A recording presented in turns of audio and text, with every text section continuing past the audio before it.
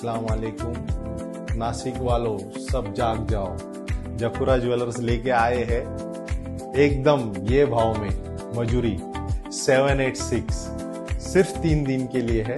वो आप देखो फिर देखना क्या है क्या नहीं मुझे पता।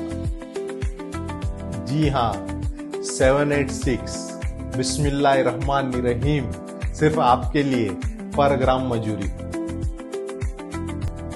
ये सिर्फ 3 दिन है, 14, 15, 16 अगस्त इंडिपेंडेंस का खास तोहफा आपके लिए।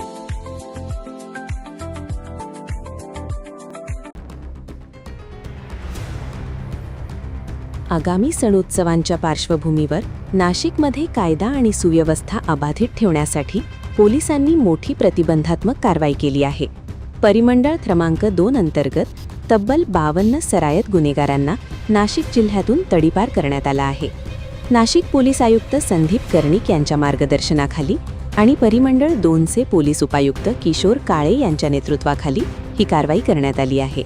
या कारवाईमध्ये सातपूर, अंबड, MIDC, इंदिरानगर, उपनगर, नाशिक रोड आणि देवळाली कॅम्प या पोलीस ठाण्यांच्या हद्दीतील गुन्हेगारांचा समावेश आहे।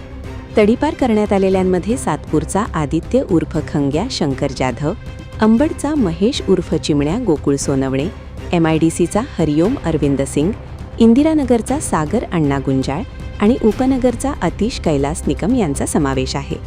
तसंच नाशिक रोड परिसरातील समीर शेख आणि कुणाल विष्णू सूर्यवंशी तर देवळाली कॅम्पमधील सुनील उर्फ बारक्या यशवंत पगारे यांच्यावरही तडीपारची कारवाई करण्यात आली आहे। आगामी सणोत्सव शांततेत पार पडावेत आणि सराईत गुन्हेगारांवर पोलिसांचा वचक कायम राहावा यासाठी पुढील काळातही अशाच प्रकारची प्रतिबंधात्मक कारवाई व्यापक स्वरूपात करण्यात येणार असल्याचं पोलिसांनी स्पष्ट केलं आहे। नाशिक आवाज, नाशिक।